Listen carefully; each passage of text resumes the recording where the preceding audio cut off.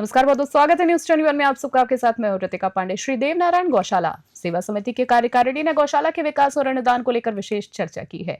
अध्यक्ष रघुनाथ प्रसाद जांगीर, सचिव गोवर्धन जी कोसा, उपाध्यक्ष राम सिंह गौभगत, विमलेश जी और अन्य सदस्य टीम के साथ मौजूद रहे हैं। कार्यकारिणी ने बताया है कि गौशालाओं को हाईटेक और आत्मनिर्भर बनाने की आवश्यकता है और सरकार से 15% अनुदान वृद्धि की मांग भी की है। उन्होंने मुख्यमंत्री भजनलाल शर्मा को धन्यवाद भी दिया है और कांग्रेस सरकार में 9 महीने का अनुदान था, अब इसे भाजपा सरकार में 12 महीने का कर दिया जाए ताकि गौवंश के हरे चारों की कोई समस्या ना आए। गौशाला में निर्माण कार्य जारी है और भामाशाह सहयोग भी अच्छा दे रहे हैं। न्यूज 21 की टीम ने वरिष्ठ संवाददाता सुनील खींची और कैमरामैन गणेश कुमार के साथ गौशाला में विकास कार्य को लेकर प्रशासनिक सहयोग पर विशेष बातचीत की है। और उनकी क्या बातचीत हुई है, आप सीधे तौर पर सुने।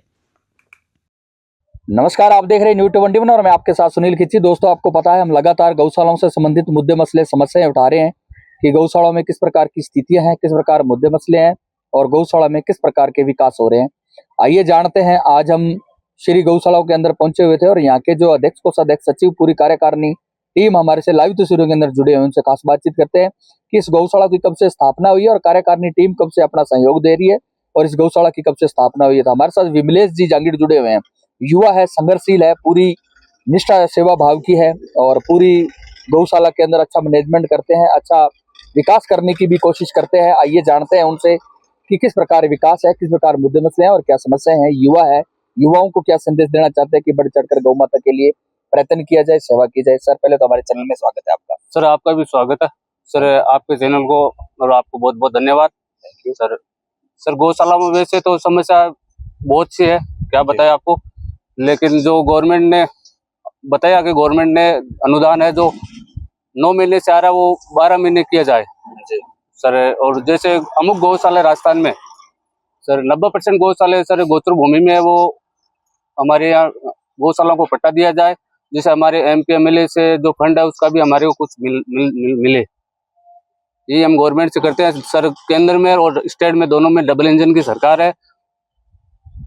और आपको बताना चाहते हैं कि वैसे तो समस्या बहुत है सर, जैसे बिगर पट्टे बिगर तो हम लाइट और बिजली, लाइट और पानी कनेक्शन नहीं ले सकते।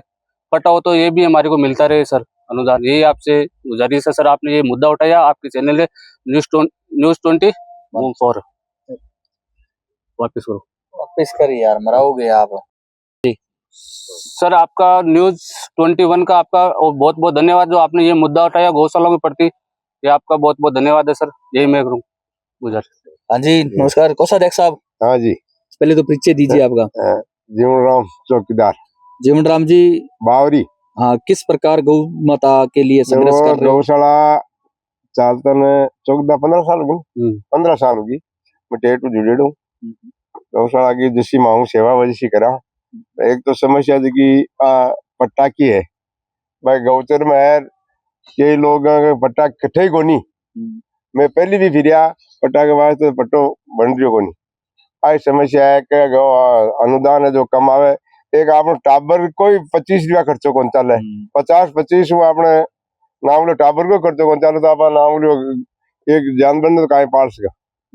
आई कहना है अनुदान बढ़ाओ, 12 महीना को करो, डबल इंजन की सरकार है, कांग्रेस के है, टाइम पे अनुदान दिया जाए, टाइम पर अनुदान दिया जाए। है साहब, और कहीं मैं तो गौ की सेवा करा मांग वैसी। हमारे साथ सचिव साहब जुड़े हुए हैं, उनसे खास बातचीत करते हैं कि इस गौशाला की कब से स्थापना हुई है, किस प्रकार मुद्दे मसले हैं और किन समस्याओं से।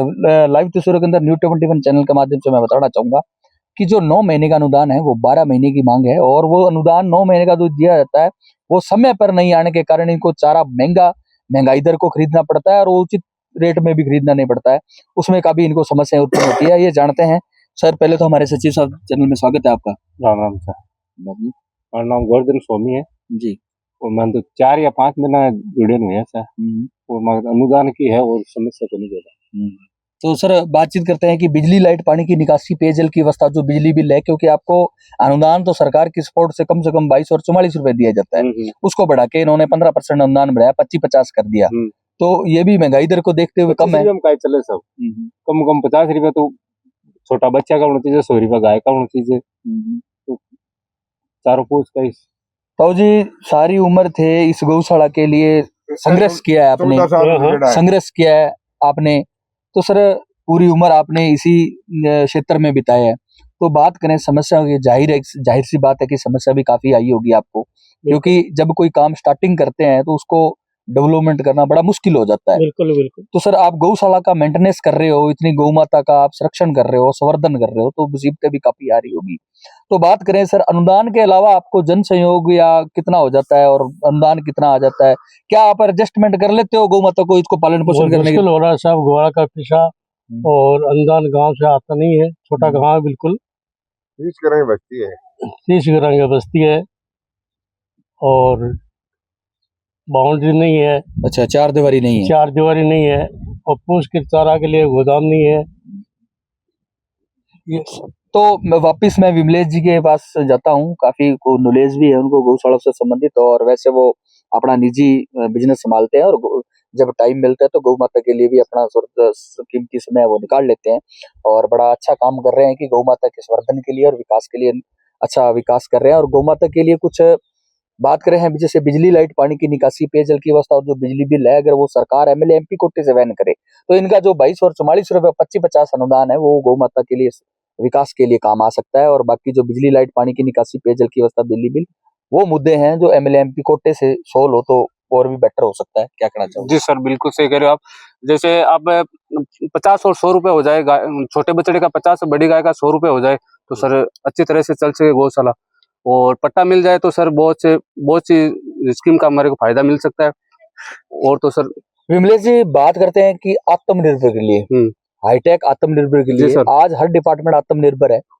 आप भी आत्मनिर्भर हो, अपने जितने भी खड़े हैं, किसी का खेती करते हैं, कोई दुकानदार है, कोई क्या है, कोई बिजनेस करते हैं, कोई सर्विसमैन है। लेकिन विडंबना है अपने देश की, दुर्भाग्य है इस गौ माता का, तो ये नहीं है तात्पर्य, यानी ये इनका कोई भी स्रोत नहीं है जी। तो सर इनके स्रोत हो, जैसे इनको हाईटेक और आत्मनिर्भर के लिए सरकार प्रयास करे, जैसे गोबर गैस दिए जाए, केंचुए खाद के प्लांट दिए जाए, प्रजनन क्षमता को बढ़ावा दिया जाए, नस्ल सुधार पे थोड़ा ध्यान दे तो काफी गौशालाएं हैं, खुद की अर्निंग हो सकती है और उससे गौशालाएं बेटर चलाई जा सकती है। जी सर, ये आपका कहना सही है। गोबर गैस प्लांट जैसे केचुआ प्लांट दिया जाए तो सर हमारे को बढ़ावा मिलेगा, गौशाला को बढ़ावा मिलेगा, गवर्नमेंट को भी बढ़ावा मिलेगा इसमें। आत्मनिर्भर उसी। दूसरी बात के गौशाला की खुद की पैदावार आ गई तो अनुदान के अपन कम मिले तो गौशाला की आमदनी हो जाए, आत्मनिर्भर हो जाएगी, आत्मनिर्भर हो जाए ना, तो अपन गौशाला की पैदा मिलवा लाग जावे। यहाँ पैदा तो मिले को नहीं, खाद है बिके तो बिके, पड़े रह जाए तो पड़े रह जावे, 6 महीनों बिके, 7 महीनों बिके, फिर भी ले फिरना पड़े सा मगर खाद देनु है सामान।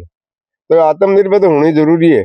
तो जन सहयोग वगैरह कितना हो जाता है आपका, निजी आय किस प्रकार होता है, अनुदान कितना आ जाता है, दूध वगैरह या कितना हो जाता है?